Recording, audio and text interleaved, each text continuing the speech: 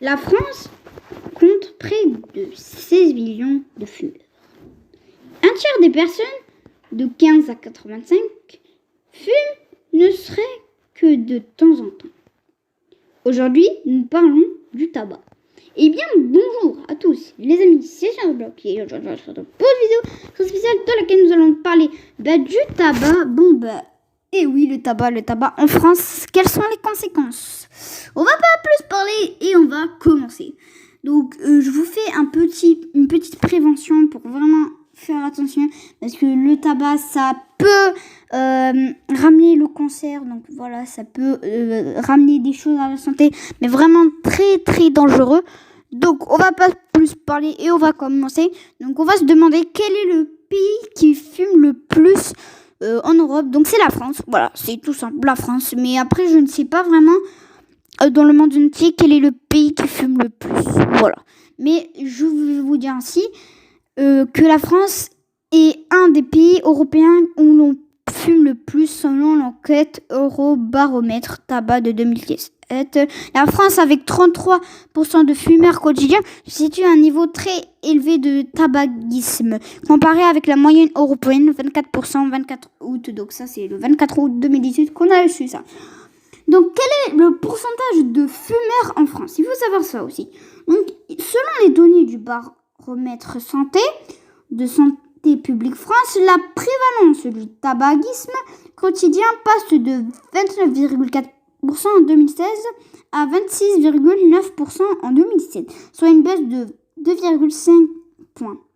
Donc là, on peut remarquer une petite évolution, parce que si vous ne savez pas, en 2016, il y avait plus de 29,4% et en 2017, il y a 26,9%. Donc voilà, ça c'est une petite baisse, voilà, on pourrait dire.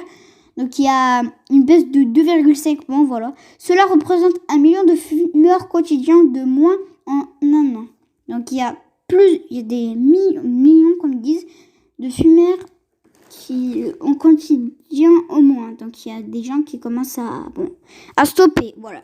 Donc qui fume le plus en France? Donc ça, c'est peut-être une question que vous demandez. On a parlé de la France, mais quelle est la région? Donc ça, il faut savoir. Donc la géographie qui se dessine est différente puisque le record de tabagisme quotidien est alors détenu par les Bretons et les Normands. L'Île-de-France reste toutefois en dessous de la moyenne nationale pour les jeunes comme pour les adultes. Taux de fumeurs quotidiens parmi les jeunes de 17 ans par région en 2017. Si vous ne savez pas, en fait, les enfants fument. Non, je vais pas dire les enfants de 10, non, je rigole. Mais les enfants de 15 ans, oui, les enfants de 15 ans peuvent fumer. Donc je trouve ça, comment dire, assez spécial parce que ça fait bizarre. Parce que fumer, c'est après 18 ans, mais après ça, c'est leur vie. Mais voilà.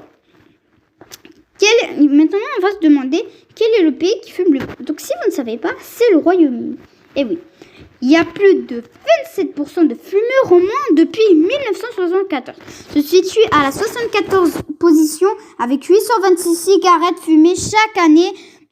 Donc voilà, s'il faut savoir ça, c'est que le Royaume-Uni, elle est en 75e position et elle fume pas vraiment beaucoup. 826 cigarettes, oh ça va, ok.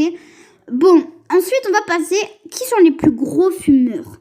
Donc dans l'ensemble, 20% sont de gros fumeurs qui grillent au moins un paquet. Les hommes sont plus nombreux dans cette catégorie que les femmes. La plupart sont en général âgés entre 40 et 65 ans.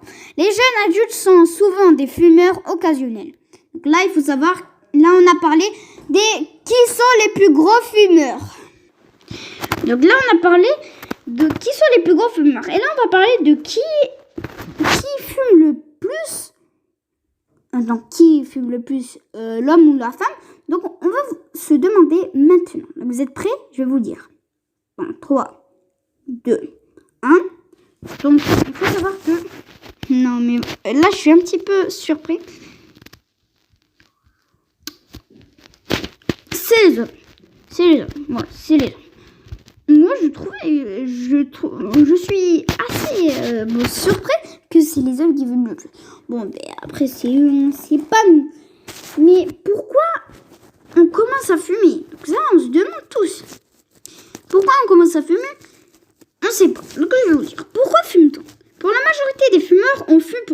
parce que ça permet de se détendre, ça aide à diriger, ou juste parce que certaines personnes qu'on admire fument. Le nombre de personnes à cette question est donc proportionnel au nombre de fumeurs. Donc là, il faut savoir que quand on fume, c'est juste pour le plaisir ou un truc comme ça. Mais après, c'est pour se détendre aussi. Donc, après, ça fait des effets au cerveau, etc., etc. Dans le prochain épisode, on parlera de c'est quoi les effets de ça. Donc, qui a découvert la nicotine? Donc, qu'est-ce que c'est que ça, la nicotine? C'est quoi la nicotine? On va se dire maintenant. Donc, la nicotine. Vous connaissez pas peut-être la nicotine. Qu'est-ce que c'est que ça, la nicotine? On va en parler juste maintenant, les amis. Ne vous inquiétez pas, la nicotine. Mais, avant de parler de la nicotine, je trouve ça vraiment chelou que je ne sais même pas qui a créé la cigarette. C'est assez bizarre. Donc, maintenant, on va pas plus parler, on va reparler de la nicotine. Donc, la nicotine est un alcaloïde toxique issu principalement de la plante tabac, utilisé comme psychotrope, particulièrement lors de l'inhalation de la fumée du tabac. En fait, si vous ne savez pas, la nicotine est à l'intérieur de la cigarette. Donc voilà, c'est un produit toxique. Mais quand je vous dis toxique, c'est vraiment toxique. Donc voilà, ça c'était un petit truc en parenthèse. Je voulais juste vous dire ça. Donc on va pas plus parler. Et on reprend nos trucs. Oups, désolé. Donc on reprend. Qu'est-ce que je vous ai dit tout à l'heure? Donc, j'ai aussi entendu une personne. Mais quand je vous dis cette personne est une personne impressionnante, je trouve. En fait, si vous ne savez pas, il y a une personne dans le monde qui ne fait que fumer. Il a 114 ans, voilà, il a 114 ans, et il fume encore. Et en fait, il a rien du tout, il a même pas de cancer, il est en très bonne santé. Donc, les amis, on va déjà s'arrêter là pour la vidéo, j'espère qu'elle vous aura plu. Donc, n'hésitez pas à lâcher votre plus gros pouce bleu, j'espère vraiment qu'elle vous a plu. Donc, j'espère qu'on atteindra un 100 abonnés. On est bientôt aux 50 abonnés. Allez, abonnez-vous. Ça fait toujours plaisir quand vous vous abonnez. Donc, et moi, je vous dis à très bientôt. Allez,